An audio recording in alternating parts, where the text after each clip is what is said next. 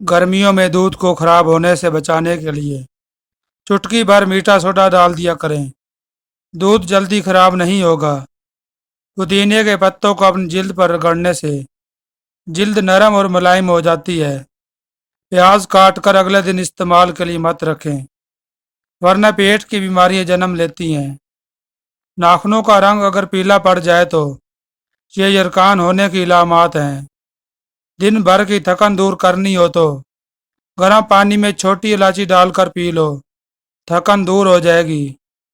नींबू पानी पीने से पेट की चर्बी तेजी से कम होना शुरू हो जाती है। कद रुक जाए तो सुबह सवेरे निहार मुंह लटकने से कद बढ़ने लगता है। अपना मसला दूसरों को बताने से आधा मसला हल हो जाता है। अगर किचन की खिड़कियों, दरवाजों और सुराखों पर नींबू का रस लगा दें तो चींटियां नहीं आएंगी। अगर हाथों पर मैल जम जाए तो केले के छिलके कुछ देर के लिए मसलने से मैल खत्म हो जाती है। अगर आपको किसी किस्म का यरकान हो जाए तो खाली पेट टमाटर का रस पीने से यरकान जैसी बीमारी से निजात मिल सकती है।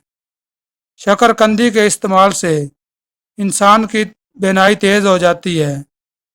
पुदीने की चटनी बनाकर खाते रहने से बदलते मौसम का बुरा असर नहीं होता। अच्छी सेहत चाहते हैं तो रात का खाना कम खाया करो। मिठाई और ज़्यादा मीठी चीज़ों से परहेज करें। पेट को कम करने के लिए रोजाना एक अदद चकोतरा खाया करो। एक नींबू पानी में उबाल कर पी लेने से थकावट दूर हो जाती है।